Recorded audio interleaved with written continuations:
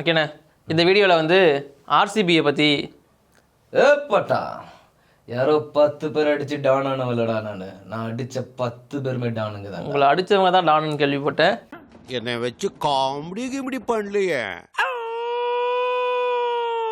அது உங்கள் டீமில் இருந்தவங்கெல்லாம் டானு தான், ஆனால் அடி தான் வாங்கிட்டு இருந்தாங்க பாவம். ஆனால் என் டீம் விட்டு வெளில போகிறான், நல்லா பர்ஃபார்ம் பண்ணுறான், அவன் கப்பு எடுக்கிறான். டீமுக்குள்ளே இருக்கானா ஒரு தடவை கூட கப்பை பார்க்க மாட்டேன். அதே தான் விராட் கோலி கிட்ட சொல்லிட்டு இருக்காங்க, கேட்க மாட்டாரு பாவம். இல்லை புரியல. சரி, ஓகே. இந்த வீடியோவை பொறுத்த வரைக்கும் ஆர்சிபியோட retention prediction for IPL 2025 mega அது ஆக்ஷன் மட்டும் தான் நீ நினச்சிக்கிட்டு இருக்க. சோறு போட்டு வளர்த்து ட்ரெஸ்லாம் புதுசு புதுசாக வாங்கி கொடுத்து நீ ஆட விட்டு அதுக்கு நாங்கள் கை தட்டிட்டு இருந்து அழகு பார்த்த ஒரு புள்ள இப்போ கேகேஆருக்கு மென்டாராக போயிருக்கு. அதனால கேகேஆர்லேயும் ரிட்டன்ஷன் இருக்கு, அதையும் பற்றி பார்த்துருவோம். ஓகேவா? இவ்வளோ டீட்டெயிலாக பிராவோவை செய்வீங்கன்னு எதிர்பார்க்கலாம். அவ்வளோதான். ஓகே.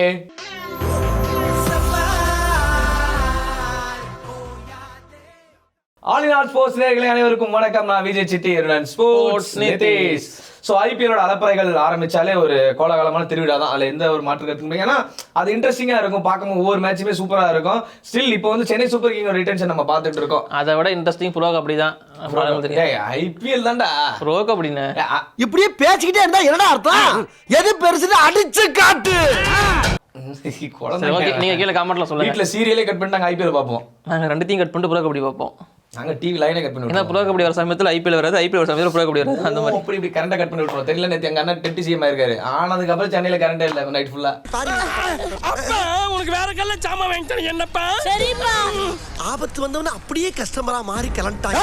ஏன்னா இப்போ ஐபிஎலுக்கு அப்புறமா செகண்டா அதிகமான வியூஸ் போயிட்டு இருக்குது ப்ரோ கபடி தான். ஆனால் செகண்ட் தான் கடைசி வரைக்கும். அப்படியா? இப்போ இந்த 1வது 2வது இடத்துக்கு எப்படி போட்டி போட்டுட்டு இருக்காங்களோ அதே மாதிரி தான் ஐபிஎல்ல வந்து இப்போ ரிட்டன்ஷன் ரூல்ஸ்லாம் அனௌன்ஸ் பண்ணாங்க இல்லையா. ஒவ்வொரு டீமும் அந்த 18, 14, 11 சொல்லிட்டு யார் யாரை ரிட்டைன் பண்ண போறாங்க, எந்தெந்த வேல்யூல அந்த பிளேயர்ஸ் எல்லாருமே மாணிக்கமா இருக்காங்க. ஒரு டீம்ல ஒரு பிளேயர் 2-3 பிளேயர். பஞ்சாப் 2 மாணிக்க சொல்லுங்க. அவ்வளவுதான் ஸ்கிப். முடியாது இல்ல, பஞ்சாபே ஸ்கிப் பண்ணலடா, மத்த டீம் சொல்றேன்டா. இப்ப சென்னை சூப்பர் எல்எஸ் 2 மாணிக்க சொல்லுங்க. எல்எஸ்ஜே வந்து கேஎல் ராகுல், நிக்கோலஸ் பூரன். அவள பூரானுக்கு இப்ப 12 கோடி போவாங்களா, பூரானுக்கு 12 கோடி போவாங்களா? ராகுல தூக்கி வெளியே போடுவாங்க, பூரானுக்கு 12 கோடி போவாங்க. இப்போ ஒரு இங்கே ஒன்னு ஆரம்பிக்குது பத்தி பெரிய வாரு. ஆனா ராகுல் ஓகே. ஆனா நாம இந்த வீடியோல பார்க்க போறது ஆர்சிபி கேகேஆர் மட்டும் தான். S, RCB KKR. சோ ஆரம்பத்துல எல்லாம் கமெண்ட் போட்டுருப்பாங்க ஆர்சிபில பெருசா என்ன இருக்க போகுதுன்னு. அதேதான் என்னோட கருத்தம். விராட் கோலி தவிர வேற யார் இருக்கா? நான் சொல்லிடுறேன். அதாவது ஆர்சிபியை பொறுத்த வரைக்கும் இவங்களாம் ரீடைன் பண்ண வாய்ப்பு இருக்குங்கிறதுக்கான ரூமர்ஸ் ஆர் ரிட்டன்ஷன் ப்ரெடிக்ஷன் இல்ல எனக்கு ஒரு கெஸ். அப்படி ஒண்ணா சொல்லுங்க. அதுக்கு ஃபர்ஸ்ட் வந்து விராட் கோலி 18 கோடி. ஆர்சிபி ஓவர் நீங்க கேகேஆர் பக்கம் போலாம். இருக்குனே 14 கோடிக்கு இன்னொரு பிளேயர் இருக்காரு. சொல்ல இன்ட்ரஸ்டிங்கா இருக்கு. சிராஜ் 18 கோடிக்கு விராட், 14 கோடிக்கு சிராஜ், 11 கோடிக்கு வந்து நம்மளோட ரஜத் பட்டிதார போகலாம் அப்படின்னு. இல்லாட்டி ஃபேப் இந்த மாதிரி வேணும்னா ரிட்டைன் பண்ணலாம். ஃபேஃபை வெளில ரிலீஸ் பண்ணுவாங்க. கருத்துக்கு என்ன படி பார்த்தா சிஎஸ்கே எடுத்துப்பாங்களா தெரியல. மேபி நடக்கலாம். மேபி அது எனக்கு ஒன்று மட்டும்தான் அங்கே புரியல. அதாவது மற்ற டீம்ஸ் இவங்களை ரிலீஸ் பண்ணுவான்னு முடிவு பண்ணிட்டாங்கன்னா உடனே சிஎஸ்கே ஃபேன்ஸ்லாம் முடிவு பண்ணிடுறாங்க எல்லோ ஜெர்சி தான் அவர் அப்படின்னு. எத்தனை பேர் எடுப்பீங்க? நாங்கள் ஒரு வாய்ப்பு கொடுத்தோம் 2 வருஷம். அவர் விடுங்க, ஃபேபை விடுங்க. இப்போ சமீர் ரிலீஸ் பண்ணுவான்னு ஒரு ரூமர் வந்துச்சு, சமி சிஎஸ்கே தான் அப்படின்ட்டாங்க. ரிஷப் பண்ட் ரிலீஸ் பண்ணுவான்னு ஒரு ரூமர் வந்துச்சு, ரிஷப் பண்ட் சிஎஸ்கே தான் அப்படின்ட்டீங்க. சரி, சஞ்சு சாம்சன் ரிலீஸ் பண்ணுவான்னு ஒரு ரூமர், அவர் தான் இங்கே தான். ரோஹித் ரிலீஸ் பண்ணுவாங்க, அவங்க இங்கே தான். இல்லை, எனக்கு புரியவே இல்லை. இப்போ எத்தனை பேர் எடுத்து வச்சுப்பீங்க? அவ்வளவுதான். நீங்க ஆர்டிக் பண்ணியா ரிலீஸ் பண்ணு சொல்லுங்களேன். அவ்வளவுதான். சென்னையில மிடில் ஆர்டர் தான். எத்தனை பேருங்க, எத்தனை பேர் ஆட வைப்பீங்க? 20 கோடி நாங்க யாரெல்லாம் வாங்க முடியுமோ அவ்வளவு வாங்கிடுவோம். என்னங்க எனக்கு ஒண்ணுமே புரியல. அதுதானப்பா எனக்கும் புரியல. மிக்சர் மட்டும் தான் வாங்குவீங்க தெரிஞ்சு. மிக்சர் ஆமா, யூடியூப்ல ஆர்டர் போட்டுருக்க சொல்றோம். நாங்கள் டப்புன்னு வாங்கி வச்சு சாப்பிட்டு வந்துடுறது ஆக்சுவல் நடக்குதுப்பா. என்னதான் வந்து நீ வந்து ஆர்சிபி பத்தி புகழ்ந்து பேசினாலும் ஆர்சிபியோட ஐக்கானா பார்க்குறது விராட் கோலி. அந்த மாற்றம் கிடையாது. அது அவருக்கு 18 கோடி. ஆர்சிபி விராட் கோலி 18 கோடி. அதை எடுத்து வச்சிருங்க. அதை பத்தி நம்ம பேச டிஸ்கஸ் 14, 11 யாருன்னு கேட்குறேன். அந்த 14 கோடி யாரு, 11 கோடி யாருன்னு நான் சொல்லிட்டேன். ஆப்ஷன் சிராஜ், ஃபேப், இந்த மாதிரி வில்ஜாக்ஸ், பட்டிதர், இப்போ வந்து கேமரான் கிரீன். எஸ், இந்த விஷயம் நைஸ். நானும் அந்த ஆப்ஷன் போகணும்னு நினைச்சேன். ஒரு ஓவர்சீஸ் பிளேயரா பார்க்கும்போது பயங்கர ஸ்ட்ராங் ஜோன்ல 2 பிளேயர்ஸ் உள்ள இருக்காங்க. ஒன்னு வந்து கேமரன் கிரீன் ஒரு பக்கம், ஆல்ரெடி ஒரு மும்பைல இருந்தாரு. அதுக்கப்புறம் நம்ம ஆர்சிபி வாங்கினாங்க. அவருடைய பர்ஃபார்மன்ஸ் கொஞ்சம் லோவா தான் இருந்துச்சு. ஏன்னா இந்த பக்கம் வில்ஜாக்ஸ் வந்தாரு திரும்ப. லாஸ்ட் இயர் சம்மடி அடிச்ச ஒரு செஞ்சுரி கூட நம்ம பார்த்தோம் ஃபாஸ்டஸ்டா. விராட் கோலி அப்படியே ஆடியன்ஸா வந்து பார்த்துட்டு இருந்தாரு. அந்த மாதிரி அடி அடிச்சாரு. ஸோ வில்ஜாக்ஸ், கேமரன் கிரீன் 2 பேர்ல யார் போவாங்க அப்படின்ற ஒரு கேள்வி இங்க இருக்கு.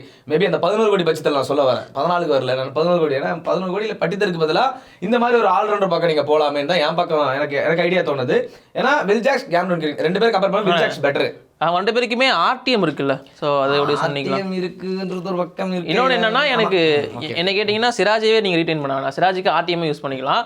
அண்ட் அவருக்கு பதிலாக வந்து சிராஜ் பட்டிதருக்கு பதிலாக மேபி நீங்கள் சொன்ன மாதிரி வில்ஜாக்ஸையும் நம்மளோட கேமரான் கிரீனையும் அந்த பிளேஸில் வந்து பிளேஸ் பண்ணிட்டீங்கன்னா இந்த பக்கம் பட்டிதருக்குமே சிராஜுக்குமே நம்ம ஆர்டிஎம் யூஸ் பண்ணால் கூட நல்ல ஆப்ஷனாக தான் இருக்கும். 14 கோடி அவங்களுக்கு கொடுக்குமா? அதேதான் எக்ஸாக்டா. சிராஜிக்கு 14 கோடி என்ன பொறுத்த வரைக்கும் அடி வாங்குறதுக்கு ஒரு ஓவருக்கு 16 ரன் கொடுக்க போறவனுக்காக நான் 14 கோடி கொடுக்கணுமான எனக்கு. ஏன்னா நல்ல பவுலர் வந்து ஒரு டைம்ல ஸ்ரீலங்கா வந்து சொல்லிட்டு இருந்தாங்க நல்ல பவுலர். மற்ற எந்த டீம் சொல்ல மாட்டேன்றாங்க. நல்ல டீம் எல்லாம் அதாவது டீம் சொல்ற டோன் இருக்கு. ஸ்ரீலங்கா நல்ல பவுலர்ப்பா, மற்ற நல்ல பவுலர் அப்படின்றாங்க. ஏன்னா வாரி கொடுக்குறாரா மற்ற டீமுக்குலாம் அவரு. அந்த அக்செப்டன்ஸ் உங்களோட ஆப்ஷன் படி விராட் கோலி ஃபர்ஸ்ட் சாய்ஸ், அதுக்கப்புறமா வில்ஜாக்ஸோ கேமரான் கிரீனோ எடுத்தா நல்லா இருக்கும். கேமரான் கிரீனோ எடுத்தா டீமுக்கு நல்லது. வில்ஜாக்ஸ் ஒரு பிளேயர் இருக்குது. ஏன்னா இந்த வருஷமாவது விராட் கோலி கையில் அந்த கப்பு வருமானு பார்க்குற இந்த பிளே ஆஃப்குள்ள போயிட்டு வந்து அலப்பறம் பண்ணாமல் இருந்தால் ஓகே. ஏன்னா லாஸ்ட் டைம் பண்ணது இதாக ஆகிட போகுது. சரி ஓகே, ஆர்சிபிக்கு அவ்வளோதான். உங்களோட ஒப்பீனியன் என்னங்கிறத மறக்காம கீழே கமெண்ட்ல சொல்லுங்க. ஸோ எங்களோட அன்கேப்டா வந்து வைசாக் விஜயகுமார் மட்டும் தானே ஆப்ஷன். சூப்பர். ஏன்னா யாஸ்தயால் இப்போ ஸ்குவாட் இருக்காரு. ஸோ மேபி அவருக்குமே ட்ரை பண்ணலாம். பட் அவர் விஜயகுமார் ட்ரை பண்ணலாம். வைசாக் விஜயகுமார் ஓகே தானே. Yes super. அன்கேப்டா அவர் வரதுக்கு நிறைய பாசிபிலிட்டிஸ் எடுத்தாலும் நல்லதும் கூட ஆர்சிபிக்கு. அப்படி இது ஒரு பக்கம் இருக்கையில் வருவோம். ஸோ இங்கேருந்து ஒரு பிள்ளைய தாரவாத்து கொடுத்துருக்கோம். இப்போ வந்து சென்னை சூப்பர் கிங் கேட்க அது இல்லைண்ணா நியூஸ் ரிட்டர்ன் தானே நியூஸ். இதனால சொல்கிறேன் நம்ம வந்து அவர் மனசு இன்னும் மாற அது அந்த இது அவுட் எடுத்தா இப்படி பண்றதுலாம் மறக்குமா நெஞ்சம். ஆனா அவருக்கு அவர் சொல்லிட்டாருல, அவரு அடுத்த இன்னிங்ஸ் போயிட்டாரு, அவ்வளவுதான். காசு வருது போறாரு, இது என்ன இருக்கு, சம்பாதிக்கணும்ல கடைசியில. சுரேஷ் ரெய்னாலாம் பார்த்துருக்க சொல்றேன். அவர் லெஜண்ட்ஸ் லீக் ஆட போயிட்டாரு. ஒரு வாரம் திருப்பி மும்பைக்கு நான் கோச் பண்ணிட்டு போயிட போறாரு. அது தாங்கவே முடியாது. இவன் இங்க வச்சிருக்கோம் எவ்வளவு வேணா தராங்க வா. நான் போன சீசன் வந்து ஒரு ரூம் கொடுத்தீங்களா இருக்கு அப்படின்னு கேட்பாரு. முதல்ல சொல்லி கேட்பாரு. ஓகே, அதனாலதான் விளைவுகள் ஏற்பட்டுச்சு. அது ஒரு பக்கம் இருக்கட்டும். இந்த விஷயத்துக்குள்ள வாங்க. ஸோ கேகேஆர் யாரை ரிட்டைன் பண்ணுவாங்கன்னா டவுட்டே வேணாம். ஃபர்ஸ்ட் எடுத்தவொடனே ஸ்ரேஷ் ஐயர் பக்கம் தான் போவாங்க. Because captain and last year வந்து கப் அடிச்சு கொடுத்த சூப்பரான ஒரு கேப்டன். அவரை பார்ப்பாங்க அந்த மெட்டீரியல்ல. ஸோ 18 கோடி அவர் பக்கம் வைப்பாங்க. தூக்கி வச்சுட்டு அப்படி 14 கோடின்னு பார்க்குறப்ப அந்த டீமோட பயங்கர ஸ்ட்ராங் ஜோனாக ஒரு ஆல்ரவுண்டராக பின்னி பெடல் எடுத்தவர் ஆந்திரா ரசில். ஸோ ரசில் பக்கம் போவாங்க அப்படின்ற மாதிரி எனக்கு தோணுது. அப்போ 11 கோடி நரேனுக்கு தான். இது எனக்கு இந்த கொஸ்டின் இருக்குடா தம்பி. இதுக்கு நீயே சொல்லிடு. 14 கோடி நரேனுக்கு போலாமா ரசலுக்கு போலாமா அப்படின்றா. எனக்கு ரசல் நரேனும் இல்ல, ரெண்டு பேருமே அந்த வேல்யூக்கு ஒர்த்து தான். பயங்கரமான சொல்றல. நரேன் வந்து இப்ப நரேன் வந்து 11 கோடிக்கு ஒர்த்தா அப்படின்னா மேபி ரிலீஸ் பண்றாங்கன்னு வச்சுக்க. நரேன் ஆக்சுவலா அவ்வளவு போவாருன்னு நம்பிக்கை இருக்கா உனக்கு? இல்ல, நரேன் வந்து அதை விட பெரிய ரேட்டுக்கு போக வாய்ப்பு இருக்கு. அதுதான் எனக்கு தோணுது.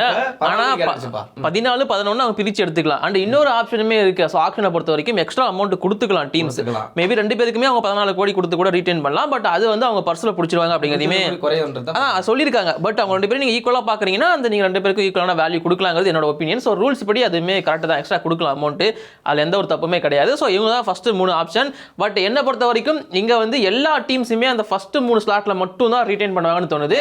இன்னொன்று வந்து பாத்தீங்கன்னா அன்கேப்டு லிஸ்ட்டுக்கு வரேன். நீ சொல்றல இந்த லிஸ்ட்லயே ஒரு சின்ன டவுட் இருக்கு எனக்கு. மேபி வந்து ஸ்ரேஷ் ஐயர், ரசல் அண்ட் சுனில் நரேன் போறேன். இந்த 3மே ஏன் போறேன்னா நான் ஆல்ரவுண்டர் ஃபார்மேட் தான் நானுமே போறேன். ஐடியாவும் அப்படி இருந்துச்சுன்னா சூப்பர் தான். பட் இதுல மேபி ஒரு ஸ்பின்னரை ட்ரை பண்ணலாமோ அப்படின்ற மாதிரி ஒரு ஆப்ஷன் வந்துச்சுன்னா நான் வருண் சக்கரவர்த்தி 3வது ஆப்ஷன் போட மாட்டேன். ஆனா 11 கோடிக்கு வருண் சக்கரவர்த்தி போக மாட்டாரு. வருண் சக்கரவர்த்திக்கலாம் ஆர்டிஎம் யூஸ் பண்ணிக்கலாம், திரும்ப எடுத்துக்கலாம். நீங்க நிறைய ரசனையும் விட்டீங்கன்னா எடுக்கிறது ரொம்ப கஷ்டம், மாட்டிப்பீங்க.